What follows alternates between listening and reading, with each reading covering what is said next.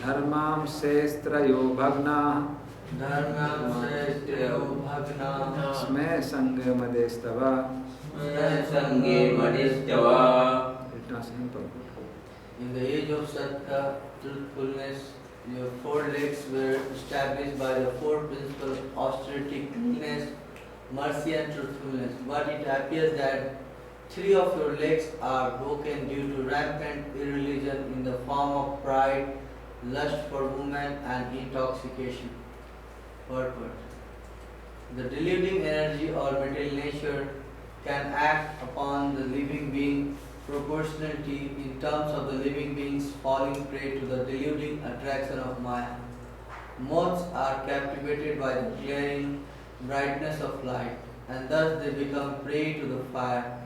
Similarly, the deluding energy is always captivating the conditioned souls to become prey to the fire of delusion. And the Vedic scriptures warn the conditioned souls not to become prey to delusion, but to get rid of it. The Vedas warns us to go not to the darkness of ignorance, but to the progressive path of life. The Lord Himself also warns that the deluding power of material energy is too powerful to overcome. But one who completely surrenders unto the Lord can easily do so. But to surrender unto the lotus feet of Lord is also not very easy. Such surrender is possible by persons of austerity, cleanness, mercy, and truthfulness. Why surrender is possible for people who follow austerity, cleanness, mercy, and truthfulness? Because this is like Krishna is pure, cleanness is our for regularity principle. For the principle. So So what no about merciful? If you eating something, your body won't be merciful to others. Like we have the interpretations like So how it helps in surrender to Krishna? by following regularity principle. But by following the 40 principle, how it becomes conducive?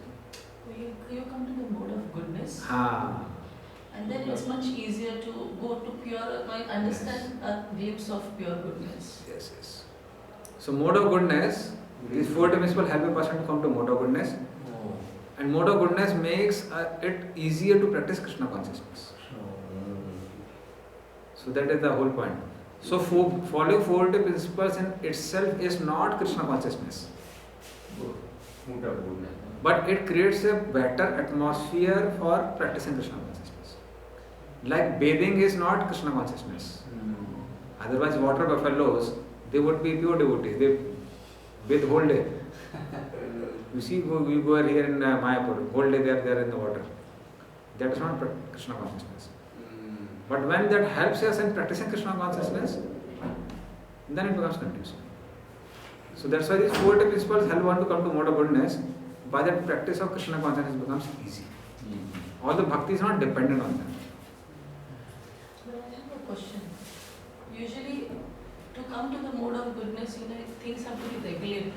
But generally, Grihastha's life is so irregulated because of kids and all. We would never come to the mode of goodness then. I mean, there are some who are in the mode of goodness. How will we come to the mode of goodness? We can't sleep on time. Of course, we try to wake up on time, complete our japa in the morning. But other than that, everything is so turbulent, so irregular. Everything seems to be like passionate. I mean, there is an individual svabhava, but the ashram is also by svabhava itself so turbulent. So what is the hope for us? It is actually speaking, for Grihasthas also it's times. And really seeing for brahmacharis also, let me be truthful. I never hardly slept for 6 hours after coming brahmachari ashram. It was always very less. So it's not like the only Grihastha ashram things are extreme. Even for brahmachari sometimes things are very extreme. I can sleep. Then we don't come to the mode of goodness. Yeah. So the point is that for everyone there are timings. So for Grihasthas also, it's like for brahmacharis life is more steady. Steady in the sense that, of course, festivals go, things go up and down. But it's like every day you have to get up for Mahan program. There's no option for you. Attend the whole Mahan program. And there are services and things are more or less fixed. For Grihasthas, they have times which are tougher times. and there are times which are more relaxed than brahmacharis also. Yeah. So for grastas, when kids are up to 10 years old, it's a tough time. You can ask Prabhuji, you can ask like now those who are grastas. So till 10 years, it's like very tough time when kids are small. But after that, grastas have ample of time. So what I have seen from those who are grastas who are practicing for 25, 30, 40 years. So they had a lot of time in initial days. Later on, I know so many grastas, they picked so nicely that even brahmacharis can't practice. I know there is one devotee called Ujjal Pradguru. He has a whole group of grastas. So they all became devotees in 1990s. So initial days were tough days, but since last many years, every day they chant 64 rounds. Every Ekadasi they chant 192 rounds. Apart from that, they are doing Bhakti Shastri, Bhakti Vaibhava, other courses, and they preach also. So whole day they chant 64 rounds, every day evening they go for preaching. So they are practicing so strongly because they have finished off all the responsibilities.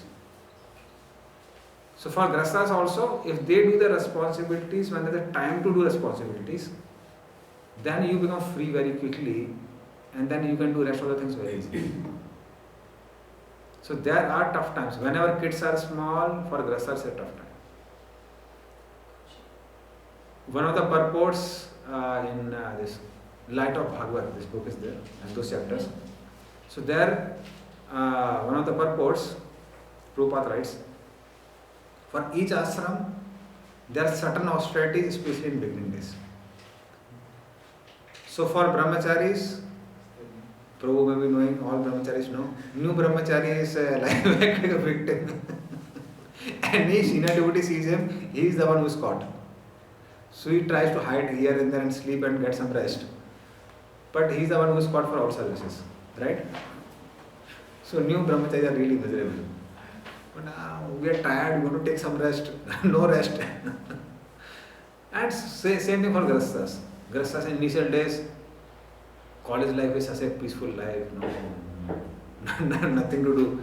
And suddenly you get a job, you get married, all the departments, all your departments shared by husband and wife, and then kids come. Their alarm which never stops, rings at any time. You can put it off also. But when once like children become like 10, 12 years old, they start going to school, then you have free time. And then grastas get a nice time. Then if they want, they have more independence than brahmacharis to become Krishna conscious. Because then they have freedom. It's like they can do, like for jobs also you see.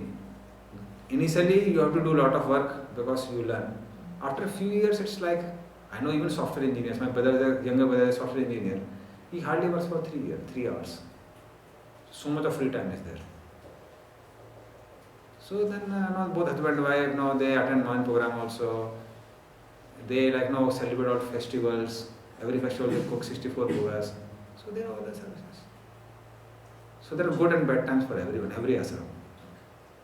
One prasthas also. Initial one prasthas, because one prasthas, those who take one prasthas, suddenly it's like leaving control of family, taking austerities. It's a tough time for them. Same thing is true for sannyasis. Actually speaking, sannyasis ashram is the most toughest ashram. That we may not realize. We think they get respects everywhere, they get Mahaprasad everywhere. It's like such an uncomfortable life. Even if they drink water, 1,000 people are there to see how is he drinking water. I know some sannyasis, please allow me to at least take water. Why everybody is speaking when we are drinking water? Especially in India. Maharaj has to smile all the time. Maharaj puts his mouth down and then people think Maharaj is not happy with me. And this fellow is like so sorrowful at heart. So a tough time. Like Prabhu may be knowing. Most of the new sannyasi they recommend don't take sannyas. Don't take sannyas. Tough time. So for everyone actually.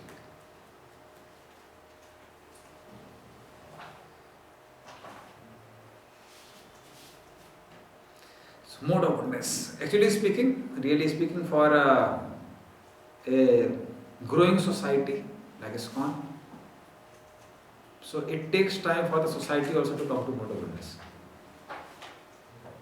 So when temple things are like growing, even Bhakti Charu Maharaj, he gave us a whole class to say that how ISKCON is slowly coming to mode of goodness now.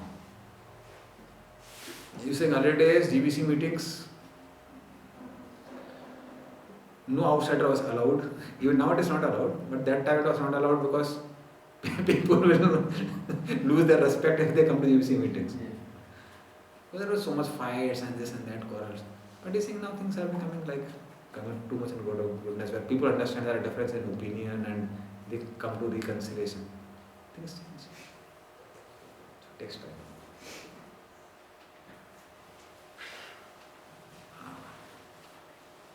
We read no.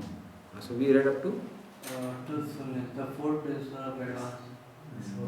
where was it? The cursor, above the cursor. How was the cursor?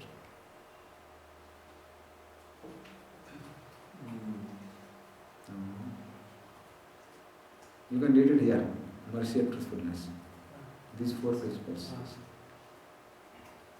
These four principles of advanced civilization were remarkable features in the age of Satya. In that age, every human being was practically qualified Brahmana of the highest order. And in the social order of life, they were all Paramahamsas, or the topmost in the renounced order. By cultural standing, the human being were not at all subjected to the delivering energy. Such strong men of character were competent enough to get away from the clutches of Maya. But gradually, as the basic principle of Brahminical culture, namely austerity, cleanliness, mercy and truthfulness, became curtailed by proportionate development of pride, attachment for women and intoxication, the path of salvation or the path of transcendental bliss retreated far away from human society. With the progression of the age of Kali, people are becoming very proud and attached to women and intoxication. By the influence of the age of Kali, even a puppet is proud of his penny. The women are always dressed in overly attractive fashion to victimize the minds of men, and the man is addicted to drinking wine, smoking, drinking tea and chewing tobacco, etc. All these habits are so-called advancement of civilization are the root cause of irreligiosities, and therefore it is not possible to check corruption, bribery and nepotism. Man cannot check all these evils simply by statutory act and police vigilance, but he can cure the disease of the mind by the proper medicine, namely advocating the principle of Brahminical culture or the principle of austerity, cleanliness, mercy and truthfulness. Modern civilization and economic development are creating a new situation of poverty and scarcity, with the result of blackmailing the consumers' commodities. If the leaders and the rich men of the society spend 50% of their accumulated wealth mercifully for the misled mass of people and educate them in God consciousness, the knowledge of Bhagavatam, certainly the age of Kali will be defeated in its attempt to entrap the conditioned souls. We must always remember that false pride or too high an estimation of one's own value of life, undue attachment to women or association with them, and intoxication will divert human civilization from the path of peace. However, much the people clamor for peace in the world, the preaching of the Bhagavatam principle will automatically render all men austere, clean both inside and outside, merciful to the suffering and truthful in daily behavior. That is the way of correcting the flaws of human society, which are very prominently exhibited at the present moment. Yeah. So that is why you find even devotees have a experience. As soon as we come to Krishna consciousness, suddenly you will find there is some sort of relief. Right? The whole reason is that we do take to mode of goodness. Of course, it is a symptom of bhakti also. Klesha Agni. So immediately the kleshas, we get relieved of them. So there is sort of relief, certain sort of relief.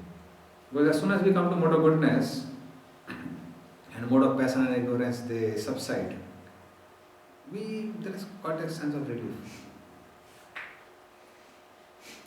Only thing is, after staying for a long time, we are habituated to that mode of goodness. So then we are not satisfied, we want something more. So, but we have forgotten the suffering, which was such a part of life. So Prabhupada is talking about that. So that's why he said, if we promote Krishna consciousness, then people will come to mode of goodness, and then they'll get rid of a lot of suffering.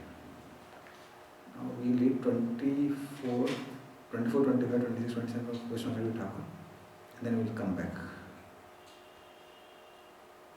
You can read here 24th commentary.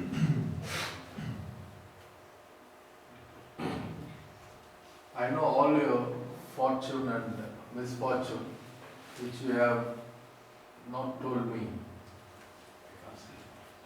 Please hear. 2 verses describe this. 3 portions are broken by 3 parts of adharma: pride, smaya, association with women, sangha, and intoxication, madai. These represent other actions such as violence as well. This means truth and the other qualities present in Satyuga cannot be present. Yeah, so pride is there, so women, illicit sex, and intoxication.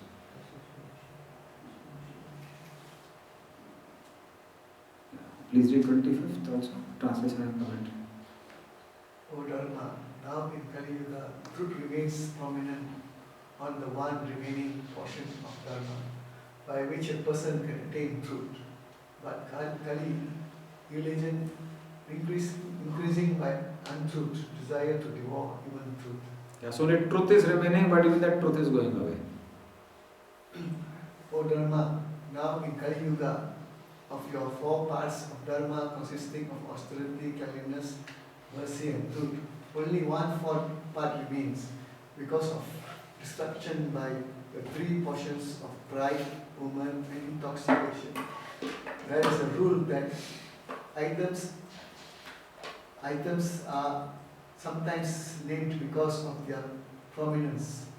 Truth is named here because it is now more prominent, though the other 3 factors of Dharma are also present. So what basically is saying, it is not that there is no austerity, cleanliness, etc. They are also there, but truth is most prominent as compared to other things in Kali Yuga. Yes, please read. Because of truth, you can concentrate the mind to some extent. Nivartayat. Or because of truth, a person can attain truth. Kali, in the form of adharma, increasing with untruth, antena, desires to destroy truth. This is confirmed by looking in the 12th canto. In Satyuga, in the beginning, Dharma was complete with 4 parts. In Treta Yuga, 1/4 of all 4 legs diminished. Pride diminished, austerity. Woman diminished, cleanliness. Intoxication diminished, mercy. And untruth diminished, truth. In Dwapara Yuga, these qualities were reduced by half. In Kali Yuga, only 1/4 of these qualities remains. At the end of Kali Yuga, nothing remains. Because even now, at least truth is something because of which people can be a little peaceful. Otherwise, even ordinary transactions would become so difficult. It's like if you go to a place where all the shopkeepers are cheating. It is such a scary thing to go out and purchase anything. Because these people will cheat. What to say of that in many cities and many communities nowadays, people are scared to get married. Am I right? Yes. At least I know in many places, many people were so scared because they know this other person may want to get some money, and that is why this other person is getting married. So it is such a scary thing. So truth also has a good sense of relief, because of which one can at least meditate on Krishna, chant Hare Krishna peacefully. So when these things are not there, then there is such a turmoil in the mind, it becomes difficult to concentrate and get absorbed in Krishna. That is why these 4 principles are important. Otherwise they create anxiety. Yeah, intoxication, in the previous ones also, intoxication is associated with mercy. But what we learned was meat eating was mercy. Yes. There's no mention of this. And always intoxication was Austerity. Yes. So why there's a shift of all this? Actually, even in Prabhupada's purports also, this Vishwanath Chavi Thakur purports certainly. Even Prabhupada purports, things are given to us. Yeah. So you'll find 11th canto, something else is given here, something else is given. And the whole reason is because these things are interconnected. They're interconnected. Because when a person is intoxicated, how can he be merciful? You've seen like people who are intoxicated, they beat their wives, children and everyone. So they're interconnected. Please read 26th. The cow is earth. The Lord relieved her of a great burden. She became most auspicious in all ways by the auspicious touch of his feet. Nasitoru Bhara means she had her heavy burden created by other demons and herself removed by the Lord. So Lord removed the burden of the earth. Like 27th.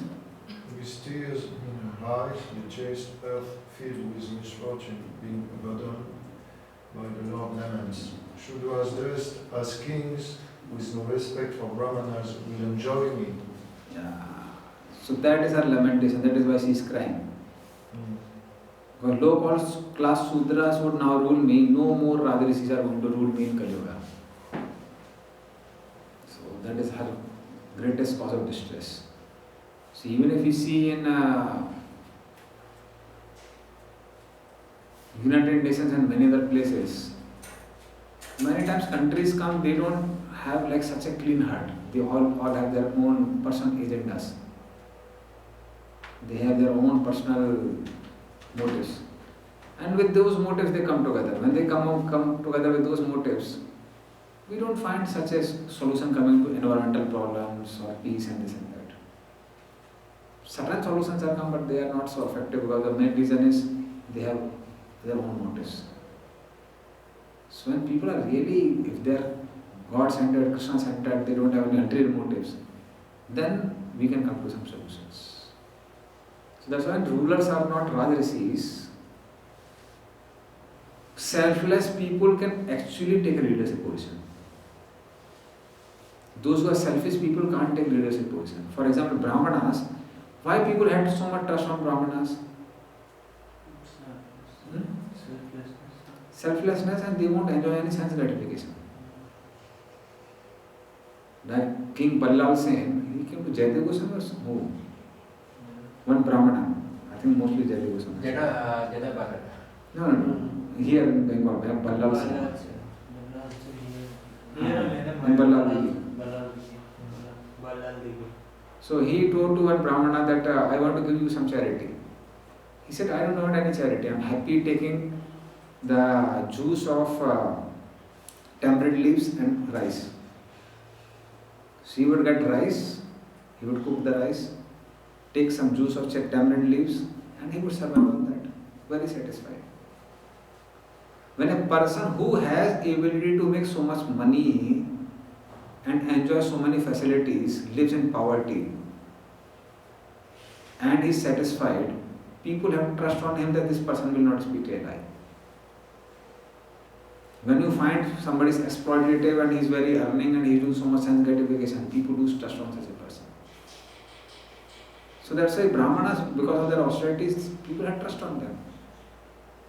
Similarly, those who are Rajarishis, people knew that this fellow is not interested in controlling and ruling. He is doing it as a service.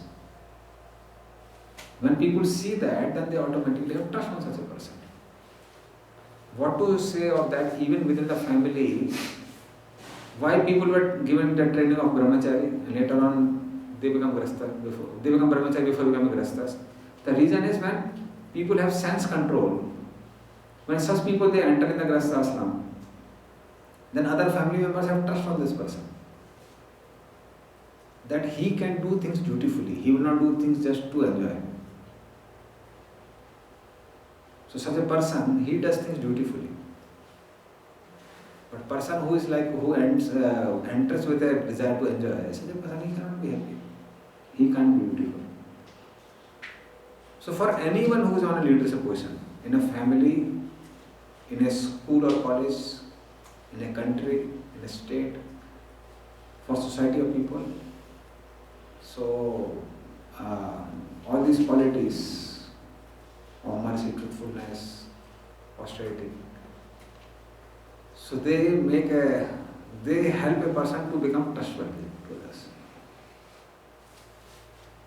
And now let us see. Now the conversation of Parikshit Maharaj and Kali continues. Please read 20, 29,